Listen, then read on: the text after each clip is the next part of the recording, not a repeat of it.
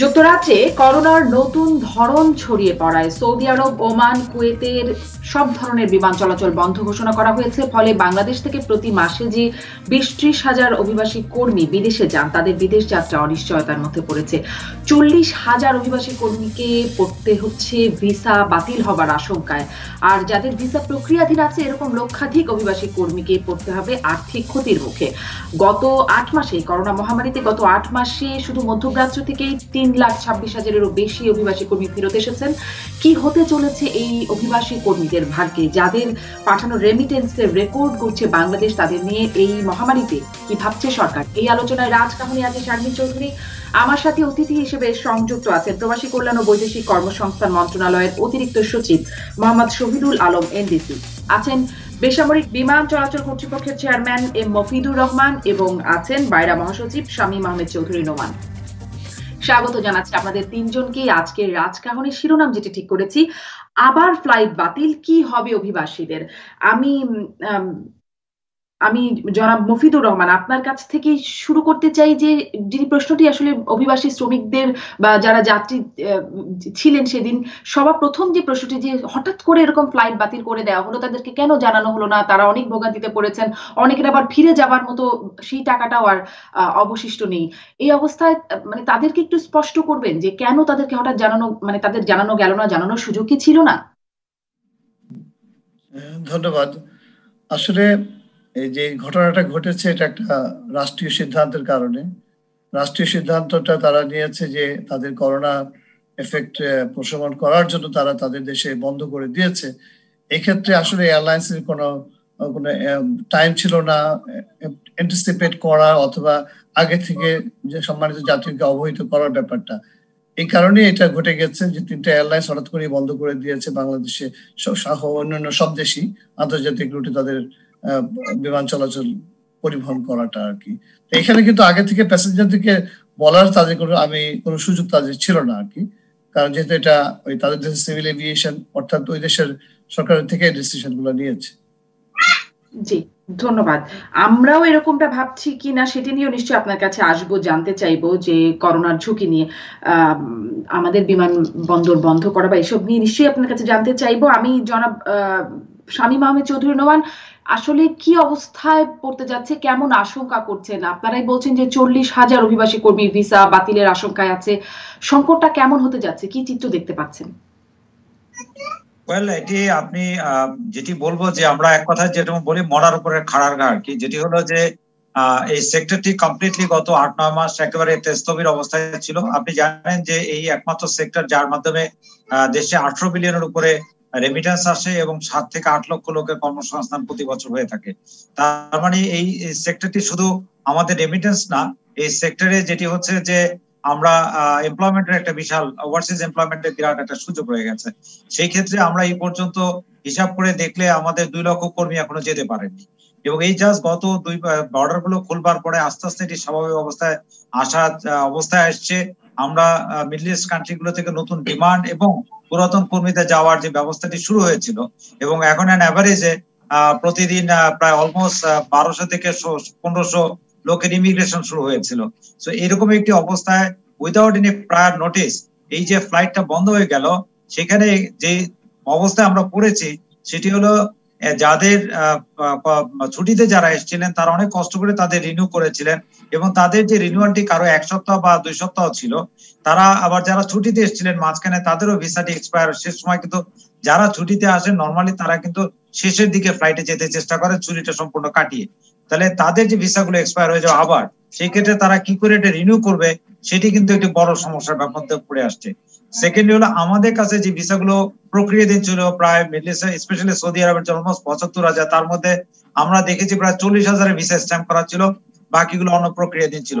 এগুলো সবই এক্সপায়ার হয়ে গিয়েছিল। এগুলো আবার নতুন করে আমরা সেই কার্যক্রম তারা সৌদি এমবেসি যেই অবজারভেশন গুলো দিয়েছিল সেগুলোকে আমরা অ্যাকাউন্ট করে সেগুলোকে আমরা নতুন করে আবার সেই ভিসা মেডিকেল সমস্ত কমপ্লিট করে আমরা যাওয়ার জন্য তাদেরকে রেডি করেছি। এখন এই একটা পর্যায়ে আবার উইদাউট এনি প্রায়ার নোটিস আমাদের এটি বন্ধ হয়ে গেল। এখন নেচারের কাছে তো আমরা সবাই এই বিশ্ব মহামারীর যে অবস্থাটি সেটি তো আপনি কাউকে ব্লেম করার সুযোগ নাই। তবে প্রি হ্যান্ড যদি ইনফরমেশন গুলো থাকে তাহলে সেই ক্ষেত্রে আগে আমরা জানতে পারি বা সেভাবে প্রিকশনটা নিতে পারি।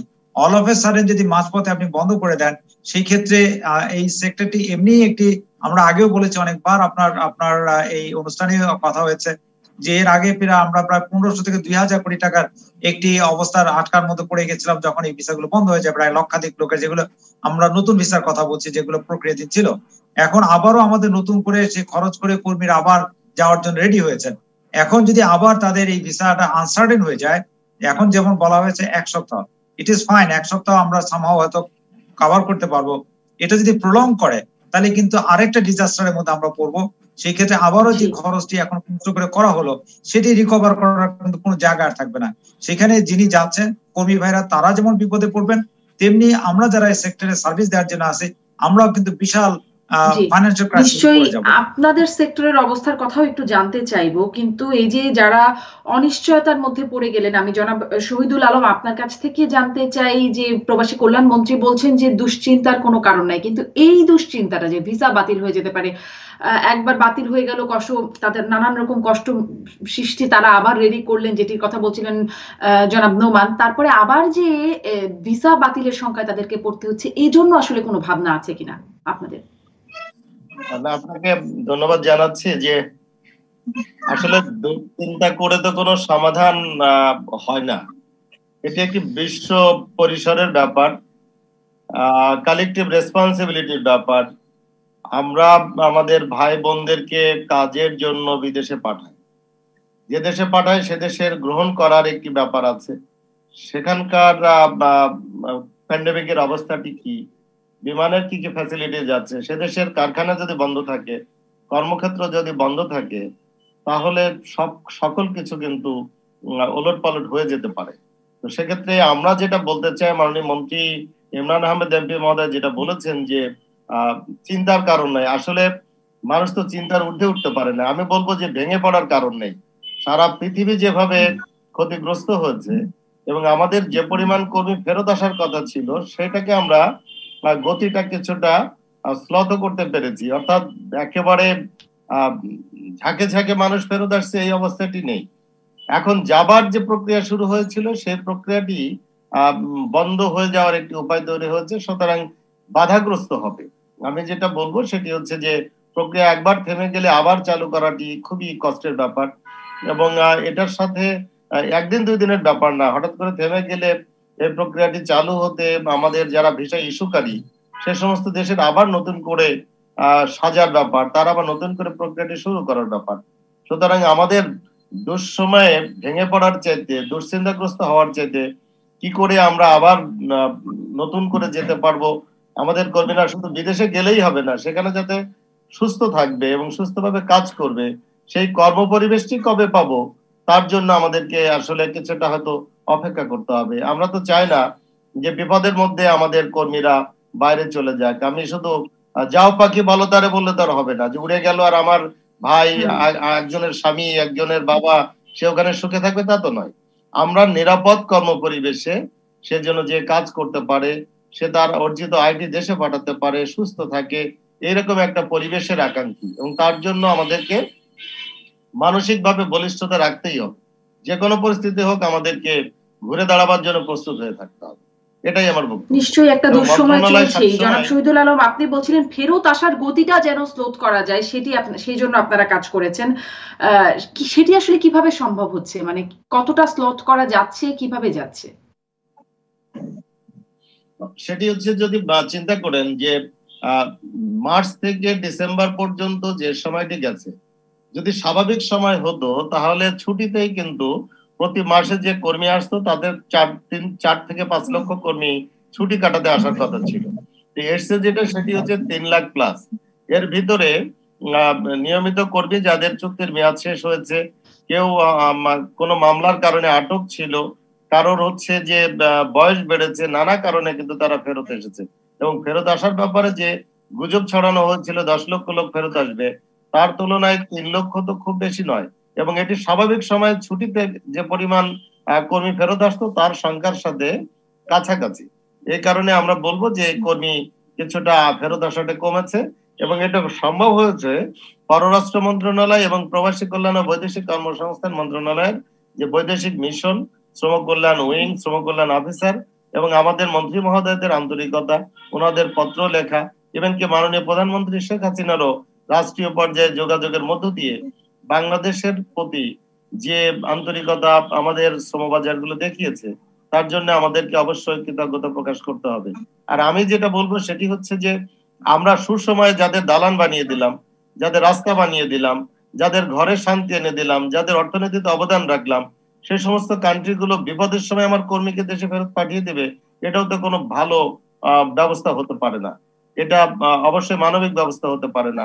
সুসময়ে যদি আমরা তাদের পাশে থাকি, দুঃসময়ে তারা আমাদের পাশে থাকবে, এটি আমাদের অবশ্যই একটি বড় চাওয়া এবং আমাদের বিশ্বাস। নিশ্চয়ই জনাব শহীদুল আলম, সেই প্রত্যাশার জায়গাটা তো আমাদের থাকে, কিন্তু চাকরি হারাচ্ছেন শ্রমিকরা, এই বাস্তবতাটাও আমাদেরকে একটাও দেখতেই হচ্ছে মহামারীতে। জনাব মফিদুর রহমান, যে প্রশ্নটি আপনার কাছে করতে চাইছিলাম শুরুতেই, যে যুক্তরাজ্যে নতুন ধরনের ভাইরাস, মানে নতুন ধরন শনাক্ত হওয়ার পরে সব অনেকগুলো দেশ, এই মধ্যপ্রাচ্যের দেশগুলো সহ আমরা দেখছি কানাডা, স্পেন, চিলি, কলম্বিয়া, ইসরায়েলের মতো দেশগুলো তাদের সীমান্ত বন্ধ করছে, যুক্তরাজ্যের সাথে ফ্লাইট চলাচল বন্ধ করছে। কিন্তু আজকেও বিমান প্রতিমন্ত্রী মাহবুব আলী বলছেন যে যুক্তরাজ্যের সাথে বিমান চলাচল বন্ধের মতো অবস্থা তৈরি হয়নি, আপনারা তাই বলছেন। কেন মনে হচ্ছে বন্ধের মতো পরিস্থিতি তৈরি হয়নি? আমাদের কি ঝুঁকি সেই অর্থে নেই? এবং স্ক্রিনিং এর কথাও বলছেন বিষয়, সেটাও একটু আমাদেরকে বুঝিয়ে যদি বলতেন যে কতটা নিরাপত্তা অবলম্বন করা হচ্ছে। জি, এটা আসলে দেখেন, গতকাল থেকে আমি বলে আসছি যে আমার পূর্ববর্তী দুই বক্তা যেটা বললেন, আমাদের দেশ নির্ভর করে রেমিটেন্সের উপরে অনেক ক্ষেত্রে। আমরা এই রেমিটেন্স দ্বারা যে বিদেশে আসা যাওয়া করবে, তাদের আমরা শুধু ইউকের জন্য যদি আমরা আমাদের অন্যান্য জায়গায় আমরা চলাচল বন্ধ করে দেই, তাহলে তো আমাদের দেশ একটা অর্থনৈতিক সংকটের সম্মুখীন হবে।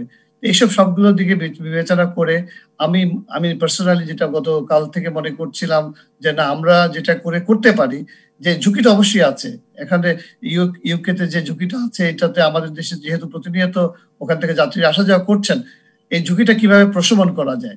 এখন আমাদের দেশের অর্থনৈতিক অবস্থাটাকে চলমান রাখার জন্য এই ঝুঁকিটা প্রশমন করে আমাদের এই চলাচল ব্যবস্থাটাকে অব্যাহত রাখতে হবে। সেক্ষেত্রে আমরা যেটা করেছি, বিমানবন্দরগুলোতে আমাদের যে হেলথ স্ক্রিনিং যে প্রসিজারটা আছে, এটাকে আরো স্ট্রেংথেন করেছে, আরো শক্তিশালী করেছে, আরো শক্তভাবে তাদেরকে শারীরিক পরীক্ষা করা হবে। যেসব যাত্রীরা আমাদের এইসব দেশগুলোতে, বিশেষ করে লন্ডন হয়ে যারা আসবেন, তাদেরকে জন্য আমরা বিশেষ ব্যবস্থা অলরেডি ইমপ্লিমেন্ট করছি বিমানবন্দরগুলোতে। আর এখানে আরো কিছু জিনিস আমি, যেহেতু আমাদের সম্মানিত অনেক শ্রোতা এটা শুনছেন এই প্রোগ্রামটা, তাদের অবহিতের জন্য জানাতে চাচ্ছি যে আমরা যেসব দেশ থেকে এই সংকটটা, এই আমাদের এই সংখ্যাটা একটু বেশি আছে, ঝুঁকিটা আমরা বেশি মনে করব, আপাতত ধরে নিলাম ইউকের জন্য অলরেডি আমি ইনস্ট্রাকশন দিয়ে দিয়েছি বিমানবন্দরগুলোতে। আমাদের যারা স্বাস্থ্যকর্মী আছেন, স্বাস্থ্য ডাক্তার আছেন, ইমিগ্রেশন আছে, আমরা যেটা করব, এদেরকে আইসোলেট করে, প্রথমত হলো তারা কোভিড টেস্ট করে, পিসিআর টেস্ট করে কম্পালসারি বাংলাদেশে আসতে হবে। সেই রেজলিউশনটা আমরা আগেই দিয়ে দিয়েছি। এখন তাদেরকে আমরা আইসোলেট করে তাদেরকে আলাদাভাবে তাদের শারীরিক পরীক্ষা করা হবে, স্ক্রিনিং করা হবে। যদি কাউকে সন্দেহ হয়, টেস্ট করে আসার পরে তাদেরকে আমরা আইসোলেশন অথবা আবারও কোয়ারেন্টাইন সেন্টারে পাঠিয়ে ওখানে তাদের পিসিআর টেস্ট দ্বিতীয়বারের মতো করা হবে। এটা করে আমরা একটা ধাপ আমি মনে করি যে আমাদের প্রশমন করা সম্ভব হবে। এখানে এটা করতে যাই আমি যেটা করেছি, প্রত্যেকটা এয়ারলাইন্সকে গতকাল জানিয়ে দিয়েছি যে যারা ইউকে থেকে আসবে কিংবা ভায়া ইউকে যদি কোনো প্যাসেঞ্জার আসেন ইউরোপের অথবা বহির্বিশ্ব থেকে, তাদেরকেও আমাদের একটা লিস্ট আগে থেকে যেন বাংলাদেশে চলে আসে এবং আমরা বিমানবন্দরে তাদেরকে আলাদাভাবে অবজার্ভ করব, অবলোকন করব, পরীক্ষা করব, তারপরে তাদেরকে দেশে। জনাব মফিদুর রহমান, এই যে আলাদাভাবে অবজার্ভ করা, স্ক্রিনিং করা, এই পদ্ধতিটা সম্পর্কে একটু জানতে চাই যে কি কি পদ্ধতির মধ্যে দিয়ে স্ক্রিনিং এর মাধ্যমে যুক্তরাজ্য ফেরত আসবেন। স্বাস্থ্যমন্ত্রীর কাছ থেকে আজকে যেটি জানতে পারছি যে করোনা নেগেটিভ সনদ না থাকলে 7 দিন কোয়ারেন্টাইনে থাকতে হবে। আপনাদের তো একটা কড়াকড়ি ছিল, বা স্বাস্থ্য অধিদপ্তর থেকে আমরা যতটুকু জানি যে করোনা নেগেটিভ সনদ ছাড়া বিমানেই উঠতে পারবে না। তাহলে যুক্তরাজ্যের ক্ষেত্রে আসলে এটা কিরকম হয়ে গেল যে নেগেটিভ সনদ না থাকলে 7 দিন, নেগেটিভ সনদ না থাকলে তারা আসবে কি করে? তারা আসতে পারবে না। আমি বলে দিচ্ছি, আমি সব এয়ারলাইন্সকে কারো যদি কোভিড নেগেটিভ সার্টিফিকেট না থাকে সে বাংলাদেশে আসতেই পারবে না। আপনারা জানেন বিগত কয়েকদিন আমাদের কয়েকটা এয়ারলাইন্স তারা এই বিধিটাকে লঙ্ঘন করে অনেক যাত্রী নিয়ে আসছিল। তাদেরকে আমি অর্থদণ্ড করে অথবা তারপরে আরো কঠিন শাস্তিমূলক ব্যবস্থা নিব বলে যে জানিয়ে দেওয়ার পরে এটা বন্ধ হয়ে গেছে। এখন যেটা হবে, সরাসরি জানিয়ে দিয়েছি সব এয়ারলাইন্সকে, লন্ডন থেকে অথবা ইউকে থেকে কোনো passenger Covid negative PCR test হতে হবে, ছাড়া বাংলাদেশে আসতে পারবে না। তারপরে কোনো কারণে যদি নিয়ে আসে, সেই কারণে সেই এয়ারলাইন্সকে তো শাস্তিমূলক ব্যবস্থা নিবই, এবং ওই যাত্রীকে কোনো প্রকারই তাকে করা হবে না, তাকে কোয়ারেন্টাইনে পাঠানো হবে যদি বাংলাদেশি হয়। আর যদি বিদেশি হয় তাহলে বাংলাদেশে তাকে ঢুকতে দেওয়া হবে না, সে ফেরত চলে যেতে হবে। জি, আর ওই স্ক্রিনিং এর পদ্ধতিটা একটু আমাদেরকে বুঝিয়ে বলবেন যে তাদেরকে কি কি প্রক্রিয়ার মধ্য দিয়ে যেতে হবে? ওকে, প্রথমত তাদেরকে পিসিআর টেস্ট করে আসতে হবে বাংলাদেশে আসার জন্য। পিসিআর নেগেটিভ হলে তাকে বোর্ডিং কার্ড দেওয়া হবে। দিস ইজ দ্য ফার্স্ট শর্ত। প্রথম শর্ত হচ্ছে তাকে এটা টেস্ট করে বোর্ডিং পাস পাবে। দ্বিতীয়ত হচ্ছে বিমানবন্দর, বিমান সংস্থাগুলো তাদের নামটা আমাদের ঢাকাতে আগে চলে আসবে, এবং আসলে পরে আমাদের যে ঢাকাতে অথবা চিটাগংয়ে অথবা সিলেটে যদি কোনো প্যাসেঞ্জারের ইনফরমেশন থাকে যে ইউকে অথবা ট্রানজিট করে আসতেছে ইউকে হয়ে, তাহলে তাদেরকে ল্যান্ড করার সাথে সাথে তাদেরকে একটা আকাশে একটা ফর্ম ফিল আপ করতে হবে, ওখানে এটা করবে, এবং এয়ারক্রাফট থেকেও তাদেরকে জানিয়ে দেবে যে এতজন প্যাসেঞ্জার ইউকে থেকে আসতেছে। তাদেরকে আমাদের স্বাস্থ্যকর্মীরা আলাদাভাবে এখানে সেপারেট করে ফেলবেন, করে তাদের স্বাস্থ্য পরীক্ষাটা একটু ভিন্নভাবে হবে। ভিন্নভাবে করতে যে তাদের সার্টিফিকেট চেক করার পাশাপাশি তাদেরকে তাদের টেম্পারেচার চেক অথবা কোনো সিমটোমেটিক কিছু আছে কিনা, আমাদের প্রত্যেকটা বিমানবন্দরে এখানে ডাক্তার আছে এবং পরিমাণ মতো আমি বলবো যথেষ্ট ডাক্তার এখন প্রদায়ন করা হয়েছে, তারা এগুলো চেক করবেন। কারো যদি সন্দেহ হয় তাহলে তাকে কোয়ারেন্টাইন সেন্টারে পাঠানো হবে, যেখানে নাকি অলরেডি আমাদের স্বাস্থ্য সিডিসি থেকে আমাদের এখন টেস্ট সেন্টার গুলো খোলা হয়েছে, তাদেরকে ওখানে পরীক্ষা করা হবে। তখন যদি তাদেরকে পজিটিভ পাওয়া যায় তাহলে তাদেরকে চিকিৎসার জন্য হসপিটালে পাঠানো হবে, আর নেগেটিভ পেলে তাদেরকে হোম কোয়ারেন্টাইনে পাঠানো হবে। এই প্রক্রিয়াগুলো আমরা এখন ফলো করবো। অনেক ধন্যবাদ জনাব মফিদুর রহমান। কারণ ইতালি ফেরতদের মাধ্যমে আমরা দেখেছিলাম কি ভয়াবহ অবস্থায় পড়েছিলাম, নিশ্চয়ই সেটি আর হতে চাই না। এবং আমরা কিন্তু রিসেন্টলি দেখছি যে স্বাস্থ্যকর্মীরা তাদেরকে করোনা আক্রান্ত হয়ে করোনা পজিটিভ সনদ নিয়ে আসলেও তাদেরকে মানে করোনা আক্রান্তদেরকেও হেলথ টোকেন দিয়েছে, এরকম অভিযোগও আমরা পেয়েছি। এই সম্পর্কে নিশ্চয়ই পরবর্তী যদি সুযোগ হয় সেটি জানবো। শামীম মোহাম্মদ চৌধুরী নোমান, একটা প্রশ্ন করে আমি বিরতিতে যাই, এসে নিশ্চয়ই আপনার কাছ থেকে শুনতে পারবো যে এই পরিস্থিতি যে যুক্তরাজ্য থেকে যখন আমাদের সাথে বিমান চলাচল হচ্ছে, এটি অন্য দেশে কি কোনো রকম নেতিবাচক বার্তা দেয় কিনা, আমাদের দেশের মানুষদের বা অভিবাসীদের অন্য দেশে যেতে কোনো সমস্যা হবে কিনা, এর কারণে কোনো নেতিবাচক প্রভাব পড়বে কিনা, এটিও একটু জানবো। একটা বিরতির পরে ফিরে আসি, তাহলে একটু বড় করে শুনতে পারবো। যাচ্ছি একটা বিরতিতে। ফিরে এলাম জিপিএইচ ইস্পাত নিবেদিত রাজকাহনে। জনাব শামীম আহমেদ চৌধুরী নোমান, বিরতিতে যাবার আগে যে প্রশ্নটি করছিলাম যে যুক্তরাজ্যে নতুন সংক্রমণ নতুন ধরন শনাক্ত হওয়ার পর ভয়ে অনেক দেশই তাদের সাথে সীমান্ত বন্ধ করে দিয়েছে, বিমান চলাচল বন্ধ করে দিয়েছে। আমাদেরটা যে চালু রাখছি, তাতে যেই দেশগুলোতে আমাদের অভিবাসীরা যাচ্ছেন তাদের মধ্যে কোনো নেতিবাচক অবস্থা তৈরি হবে কিনা আমাদের দেশ থেকে বিমান চলাচলের ক্ষেত্রে? যেমন সৌদি আরব যখন চালু করবে, এক সপ্তাহ পরে চালু করবার একটা আভাস আছে, তারা কি কোনো নেতিবাচক অবস্থানে যেতে পারে কিনা, কোনো আশঙ্কা করেন? ধন্যবাদ আপনাকে। কারণ এটি হিউম্যান ট্রান্সমিটেড একটি ব্যাপার। সেই ক্ষেত্রে আমাকে কি শুনতে পাচ্ছেন? জি জি, স্পষ্ট শুনতে পাচ্ছি। ওকে, আমি ইন্টারফারেন্স খুঁজে নাও। যেটি হলো যে কথাটি আমরা বলছিলাম যে আপনি যে প্রশ্নটি করেছেন যে যেহেতু ইউকে এর সাথে almost all the European country এবং মিডল ইস্টের অনেকগুলো কান্ট্রি এবং ইন্ডিয়া পাকিস্তানও ফ্লাইট বন্ধ করে দিয়েছে, সেখানে আমরা কন্টিনিউ করছি। সেই ক্ষেত্রে সৌদি আরবের কোনো আশঙ্কা আছে কিনা যে আমরা যেহেতু তাদের ফ্লাইটটি কন্টিনিউ আছে, সেখান থেকে এই রোগের বিস্তার আমাদের দেশে হতে পারে কিনা, এই আশঙ্কায় তারা আমাদেরকে আগামীতে যে এক সপ্তাহ পরে খুলবার কথা সেখানে এটিকে আরো প্রলং করবে কিনা। ওয়েল, এই ব্যাপারটা অবশ্যই এটি প্রশ্নবোধক চিহ্ন থেকে যাচ্ছে, যেহেতু অন্যান্য দেশগুলো সব বন্ধ করে দিয়েছে।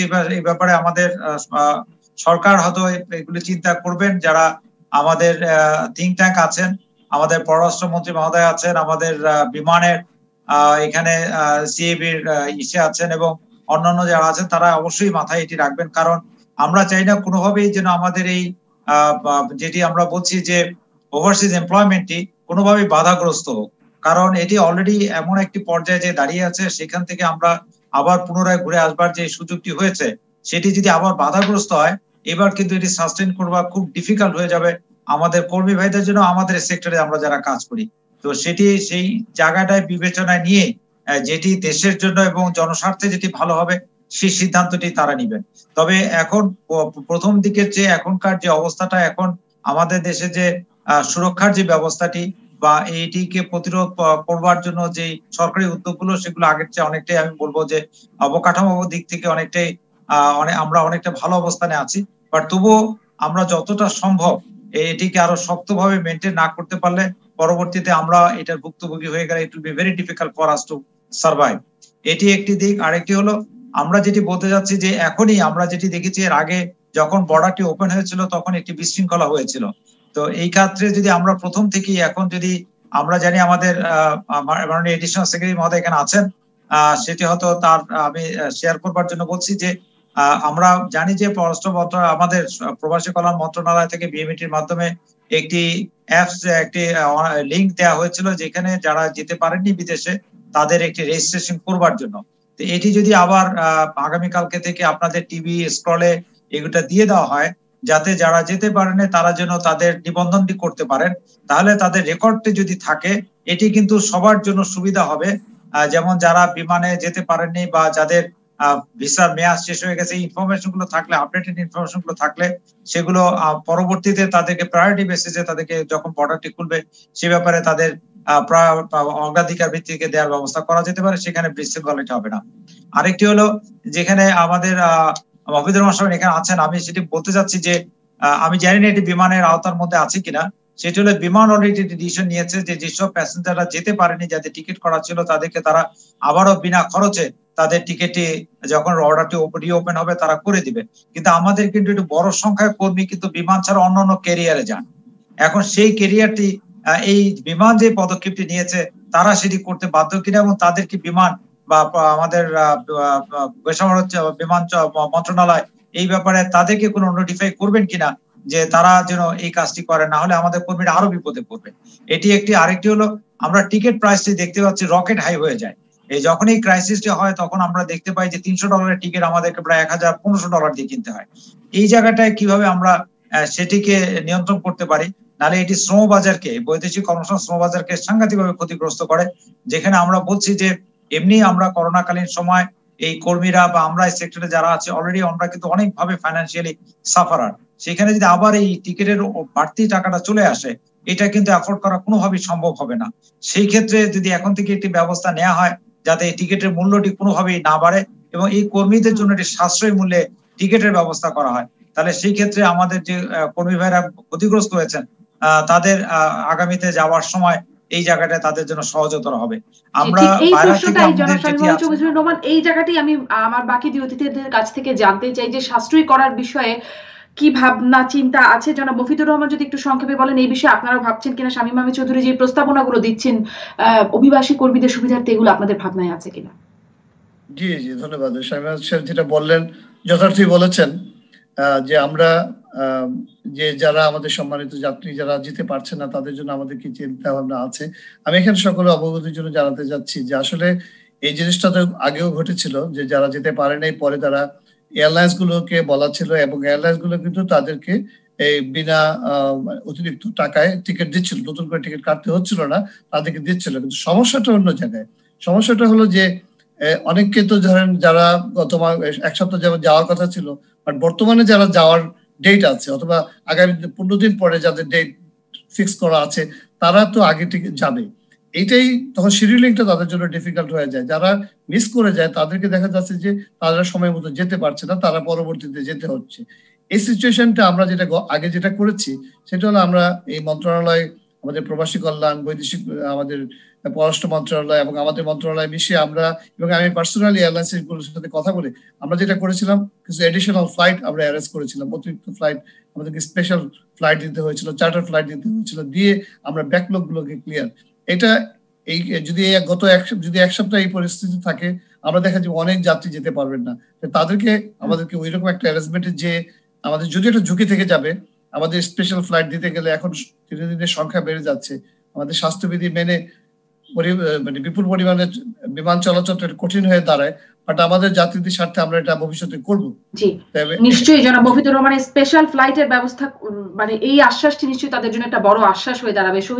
জনাব শহীদুল আলম, আপনার কাছ থেকেও এটি জানতে চাই যে বিমান খরচ যেন না বাড়ানো হয়, বা তাদের জন্য আরেকটু, এমনিতেই তারা অনেক ভোগান্তির মধ্য দিয়ে যাচ্ছে, সেটা আমরা সবাই বুঝতে পারছি, তাদেরকে আরেকটু সুবিধা দেবার জন্য কিছু করা বিষয় প্রবাসী কল্যাণ মন্ত্রণালয় ভাবছে কিনা। এবং তারা বলছে যে আসলে করোনা পরীক্ষা করানো তাদের জন্য, যেই আগে ছিল ১,৫০০ টাকা, এখন স্বাস্থ্য সচিব বলছেন ৩০০ টাকা অভিবাসীদের জন্য করানোর জন্য। তারা বলছেন তারা তো একবার করিয়েছেন, তাদেরকে যদি বিনামূল্যে এটা করানোর সুযোগ করা হয়, মানে এই বিষয়গুলো তাদেরকে আরেকটু সুবিধা দেওয়ার কথা ভাবছি, কতটা ভাবতে পারছেন বা কতটা পরিকল্পনায় আছে জনাব শহীদুল আলম?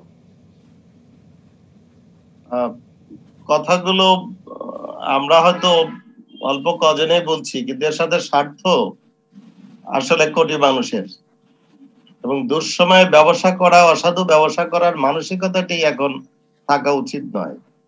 মাননীয় মন্ত্রী মাত্র ৩ দিন আগেও বলেছেন যে আমার দেশের নাগরিকরা যদি দেশে থাকে, পরীক্ষা করতে অধিক টাকা না লাগে, অধিকাংশ ক্ষেত্রে সরকারি হাসপাতালে প্রায় বিনামূল্যে চিকিৎসা হয়, কোভিড টেস্ট করা যায়, তাহলে যিনি প্রবাসে যাবেন, যিনি আমার জন্য রেমিটেন্স পাঠাবেন, তার ফিটি কেন বাড়বে? আর আপনি নিজেই বললেন অনেক ভোগান্তি তারা সহ্য করেছে, তার জন্য অনেক টাকা ছিল, কমিয়ে আনা সম্ভব হচ্ছে। এ বিষয়ে সমন্বয়ের আবশ্যকতা আছে, স্বাস্থ্য মন্ত্রণালয়ের সহযোগিতা লাগবে। আর বিমানের ভাড়াটি যাতে না বাড়ে, তার জন্য বিমান ও পর্যটন মন্ত্রণালয় আমাদের দেশে যত টিকেটিং এজেন্সি আছে, বাংলাদেশ বিমান ছাড়া আন্তর্জাতিক বিমানের যে সমস্ত টিকিট ইস্যু করেন, যে সমস্ত কোম্পানি কাজ করেন, সেগুলো লাইসেন্সিং অথরিটি বিমান ও পর্যটন মন্ত্রণালয়। তো এই বিমান ও পর্যটন মন্ত্রণালয়, প্রবাসী কল্যাণ ও বৈদেশিক কর্মসংস্থান মন্ত্রণালয়, স্বাস্থ্য মন্ত্রণালয়, এই মন্ত্রণালয়গুলোর সাথে আন্তঃমন্ত্রণালয়ের প্রয়োজন আছে, এবং এর সাথে স্বরাষ্ট্র মন্ত্রণালয়েরও, যেহেতু বিমান এয়ারপোর্টে তাদের ইমিগ্রেশনের কাজ আছে, তাদেরও আমাদের সংযোগ আছে। তো এ পর্যন্ত আপনারা জানেন যে আগের দিনে যেমন ছিল বিপদে পড়লে কর্তৃপক্ষ পাওয়া যেত না, এখন কিন্তু প্রবাসী কল্যাণ ও বৈদেশিক কর্মসংস্থান মন্ত্রণালয় দ্রুত সাড়া দেওয়ার মতো মানসিকতা এবং সক্ষমতা রাখে। এ পর্যন্ত 14টি আন্তঃমন্ত্রণালয় সভা হয়েছে, যে সভাগুলোতে যে সমস্ত অসুবিধা হতে পারে প্রত্যেকটিকে সমাধান করার চেষ্টা করা হচ্ছে। এই যে সাড়া দিতে পারার সক্ষমতা, সাড়া দিতে পারার ইচ্ছা, এই যে ইতিবাচক মানসিকতায় আমরা সংশ্লিষ্ট সকল মন্ত্রণালয়ে কাজ করছি, এটি হচ্ছে এই দুর্যোগের সময় একটি নতুন বান্ধব্য, নতুন সহমর্মিতা, যে কর্মী একা নয়, কর্মীরা ভাববেন যে মন্ত্রণালয়গুলো আমাদের সাথে আছে। এবং নিশ্চয়ই জনাব শহীদুল আলম, এই যে মন্ত্রণালয় কর্মীদের সাথে আছেন, যাত্রীরা বা অভিবাসী শ্রমিকরা যদি মানে এই সময়, মহামারীর সময় নানান যে অনিশ্চয়তার মুখে আছেন, তারা কি সরাসরি আপনাদের সাথে যোগাযোগ করে কোনো বার্তা পেতে পারেন কিনা? এরকম কোনো হটলাইন আপনাদের আছে?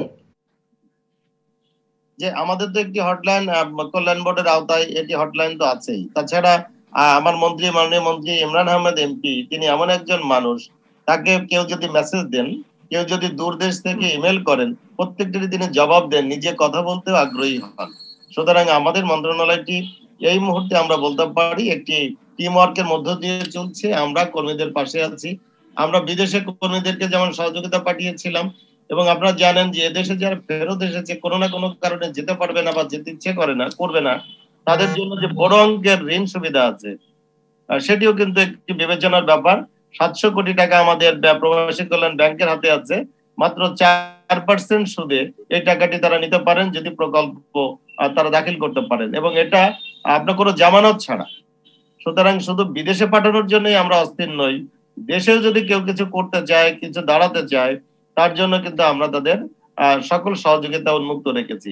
টাকা চাইলে টাকা দিব, বিদেশে যেতে চাইলে তাদেরকে সহযোগিতা করব, এবং বিদেশে যাওয়ার ক্ষেত্রে যদি অন্তর্বর্তীকালীন 1 বছরের কাজ ভুলে যায়, রিফ্রেশমেন্ট ট্রেনিং লাগলে সেটিও আমরা দিব। ইভেন কি বিদেশে কাজ করেছে, দক্ষতা আছে, সার্টিফিকেট নাই, তাদের যাতে বেতন বাড়ে, তার জন্য আরপিএল একটা পদ্ধতি আছে, তার মাধ্যমে আমরা তাদেরকে বিনামূল্যে মন্ত্রণালয়ে সার্টিফিকেশন করে দিই। সুতরাং অনেকগুলো কর্মসূচি, সমন্বিত কর্মসূচির মধ্য দিয়ে আমরা কর্মীদের পাশে আছি। জি, অনেক ধন্যবাদ জনাব শহীদুল আলম। একটা বিরতিতে যেতে হবে, ফিরে এসে আমার অনেক দর্শকরাই প্রশ্ন করছেন যে সেই হটলাইনের নাম্বারটা যদি তারা একটু জানতে পারেন আপনার মাধ্যমে। বিরতির পরে এসে শুনছি এবং সেই ঋণ সুবিধার কথাটাও একটু আরেকটু স্পষ্ট হব, কতটা অগ্রগতি। ফিরছি রাজকাহনে বিরতির পর। ফিরে এলাম রাজকাহনে। জনাব শহীদুল আলম, যেটি বলছিলাম, আমাদের দর্শকরা তন্ময় কুমার, রেজা আহমেদ, তারা আসলে সেই হটলাইন নাম্বারটা জানতে চাইছেন যে অনিশ্চয়তার মধ্যে হঠাৎ করে পড়ে গেলে কোথায় যোগাযোগ করবেন, আমাদেরকে একটু বলতে পারেন এই মুহূর্তে? আমি হটলাইন, আমাদের 3টে হটলাইন নাম্বার আছে, যদি আমি বলি 01784333333, আরেকটি নাম্বার 01794333333। স্যার রিপিট করুন। দুটো নাম্বারে পাওয়া যাবে, আর টিএনটি তে পাওয়া যাবে 0293348888। এই 3টা নাম্বারে পৃথিবীর আমাদের দেশে, যেখানে সৌদি আরব থেকে শুরু করে অধিকাংশ দেশ থেকে হটলাইনে এটা সবসময় চালু আছে।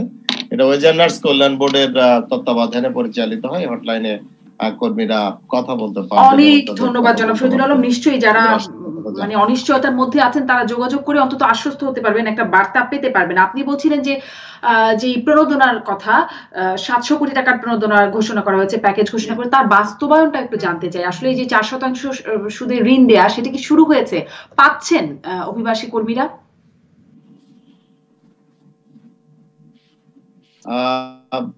অভিবাসী কর্মীদের আমরা টাকাটা যে কত দ্রুত দিতে চাই, তার জন্য আমার বর্তমান সচিব ডক্টর মনিরুল সালেহীন, উনি প্রবাসী কল্যাণ ব্যাংকের দায়িত্ব নিয়েছেন গত মাসে, এবং তিনি অতি আগ্রহী এই টাকাগুলো আমরা যে করে হোক দ্রুত মানুষের কাছে পৌঁছতে চাই। কারণ দুঃসময়ে যদি টাকাটা আমি তার কাছে দিতে পারি, তাহলে বুঝবো যে তার একটু উপকার হবে। এবং এই টাকাটি দেওয়ার জন্য প্রবাসী কল্যাণ ব্যাংকের মাধ্যমে এই টাকাটি দেওয়া হচ্ছে।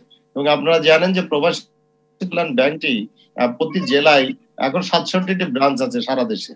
তো ফলে এর বেশিরভাগ ব্রাঞ্চ হচ্ছে জেলা পর্যায়ে অবস্থিত, এবং টাকাটা যাতে তারা দ্রুত পেতে পারে এবং তারা এই টাকাটি পেয়ে যাতে কাজে লাগাতে পারে, এই জন্য উপজেলা নির্বাহী অফিসারকে সম্পৃক্ত করা হচ্ছে, যুব উন্নয়ন অফিসারকে সম্পৃক্ত করা হচ্ছে। যে কোনো ভাবেই হোক আমরা যারা টাকা চাইবে ঋণ আকারে পেতে, তাদেরকে যেন আমরা দ্রুত এটা পৌঁছে দিতে পারি। ধন্যবাদ শহীদুল আলম। আরেকটা বিষয়, আপনারা প্রবাসী কল্যাণ মন্ত্রণালয়, স্বাস্থ্য মন্ত্রণালয়ের কাছে আবেদন জানিয়েছেন যেন এই অভিবাসী শ্রমিকরা মানে অগ্রাধিকার ভিত্তিতে টিকা পায়, করোনার টিকা যখন আসবে। কোনো উত্তর পেয়েছেন যে সেটি রাখা হচ্ছে কিনা? সেটি এখনো বলার মতো উপযুক্ত সময় আমার মনে হয় এখনো আসছে নাই। টিকা বিষয়ে মন্তব্য করার মতো কর্তৃপক্ষ মনে হয় আমি নই। এটা আরেকটু সময় নেওয়াটাই যৌক্তিক হবে। ধন্যবাদ শহীদুল আলম। স্পষ্ট। আমি শামীমা, জনাব নোমান, আপনার কাছ থেকে জানতে চাচ্ছি যে যেটি প্রবাসী কল্যাণ মন্ত্রী বলছেন যে অদক্ষ শ্রমিক করোনার পরে তাদের চাহিদা কমে যাবে বা চাহিদা থাকবে না, প্রশিক্ষণের বিষয়ে তিনি জোরদার করছেন। আসলে করোনা পরবর্তী অবস্থা শ্রমিকদের প্রস্তুত করা, পাঠানো, এই বিষয়ে কেমন পরামর্শ, কেমন পরিকল্পনা নেওয়া হচ্ছে, আপনারাও কিছু করছেন কিনা? ধন্যবাদ আপনাকে। ইটস ভেরি ইম্পর্টেন্ট ওয়ান, যেটি মাননীয় প্রধানমন্ত্রী সবসময় বলে থাকেন যে দক্ষতার কোনো বিকল্প নাই, যেটি আমাদের মাননীয় মন্ত্রী মহোদয়ের একটি স্টেট অর্ডার, যে আমরা আস্তে আস্তে সেমি স্কিল বা লো স্কিলের চেয়ে আমাদের স্কিল ওয়ার্কার যেতে হবে। এর দুটি বেনিফিট আছে। একটি বেনিফিট হলো আমরা যে বিভিন্ন রকমের আপনাদের কাছে প্রায়শই আপনারা অনেকগুলো কমপ্লেন পান, সেটি যত আমরা দক্ষ কর্মী প্রেরণ করব, এটির সংখ্যা তত কমে যাবে এবং পার্সেন্টেজ কমে যাবে। দ্বিতীয় যে অ্যাডভান্টেজ হলো সেটি হলো আমার স্যালারিটি ডাবল হয়ে যাবে। এটি অদক্ষ কর্মী যদি 600 রিয়াল বা 800 রিয়াল পান, এটি দক্ষ কর্মী সেখানে 1500 রিয়াল, মানে তার বেতনটি অলমোস্ট ডাবল হয়ে যাচ্ছে। তাহলে সেক্ষেত্রে দুটি অ্যাডভান্টেজ, একটি হলো আমার কর্মীর ওইখানকার প্রবলেম কমে যাচ্ছে তার চাকরি ক্ষেত্রে, দ্বিতীয় তার বেতন বেড়ে যাচ্ছে। সেই ক্ষেত্রে আমরা অলরেডি মন্ত্রণালয় বেশ কতগুলো উদ্যোগ নেওয়া হয়েছে এবং বাইরের পক্ষ থেকে কিন্তু আমরা নিজস্ব অর্থায়নে আমরা একটি ট্রেনিং সেন্টারের কাজ শুরু করেছিলাম, যেটি মাননীয় প্রধানমন্ত্রী এটি ভিত্তি স্থাপন করেছিলেন 28শে ফেব্রুয়ারি 2010 সালে। আমাদের ফিনান্সিয়াল কিছু প্রবলেম যেটা আমরা কমপ্লিট করতে পারিনি, যেটি এই মুহূর্তে অলমোস্ট আমাদের মেইন বিল্ডিং কমপ্লিট হয়ে গেছে। আমরা আশা করি আগামী 2-3 মাসের মধ্যে আমরা এটি চালু করতে পারবো। সেখানে আমাদের 28টি কোর্সে আমরা ট্রেনিং এর ব্যবস্থা করছি। সেখানে যে কর্মীরা ফেরত আসছেন তাদেরকে কিন্তু রিস্কিলিং এর একটি প্রোগ্রাম এখানে রাখা হয়েছে রিইন্টিগ্রেশনের জন্য। সো সেই আরেকটি বর্তমান চাহিদা যেটি হচ্ছে যে আমরা পোস্ট কোভিডে যেটি দেখতে পাই বা যেটি আমরা অনুধাবন করছি সেটি হলো কিছুটা নেচার অফ ডিমান্ডের কিছু নেচার চেঞ্জ হবে। সেটা হলো আমরা পোস্ট কোভিডে যেটি দেখা যাচ্ছে যে পরবর্তী পর্যায়ে স্বাস্থ্য খাতের উপরে বিশাল একটি ডিমান্ড আসবে, কারণ এই কোভিডের মহাবিশ্ব প্যান্ডামিক কারণে আপনার কিন্তু সব দেশের স্বাস্থ্য খাত এক্সপোজড হয়ে গেছে এবং সেখানে এই সব দেশই কিন্তু এটার উপরে বেশি করে এখানে একটা বিশাল ইনভেস্টমেন্ট আসবে এটা রিস্ট্রাকচার করবার জন্য। সেই ক্ষেত্রে কিন্তু তাদের সব লেভেলে প্রচুর কর্মচারী দরকার হবে, ডাক্তার নার্স থেকে আরম্ভ করে জেনারেল ওয়ার্কার্সও প্রচুর দরকার হবে। সেই ক্ষেত্রে আমরা যদি এখন থেকে সেই ক্ষেত্রে স্বাস্থ্য খাতে কর্মীদেরকে প্রস্তুত করতে পারি বা আমাদের ট্রেনিং যে প্রোগ্রামগুলো আছে সেগুলোকে অলরেডি মন্ত্রণালয়ের সাথে আমরা কাজ করছি, যেগুলো আমরা নতুন করে ঢেলে সাজাতে পারি যে বর্তমান অবস্থা অনুযায়ী প্রেক্ষাপট অনুযায়ী আমরা যেন কর্মীদেরকে তৈরি করতে পারি। সেখানে নিশ্চয়ই ধন্যবাদ শামীম আহমেদ চৌধুরী নোমান আপনাকে। আমি জনাব শহীদুল আলম, সময় খুব অল্প, তার মধ্যে আমার দর্শকরা অনেকেই প্রশ্ন করছেন, রিপন হোসেন, আবির হান্নান, আল মামুন, আরিফুল ইসলাম, মোহাম্মদ শাহিন জানতে চাইছেন এক সপ্তাহ পরে ফ্লাইট গুলো খুলবে কি, প্লিজ যদি জানাতেন। বলবেন যে এক সপ্তাহ পরে কি তারা আশ্বাস রাখতে পারে যে তারা যেতে পারবে? আমার কাছে বলছেন?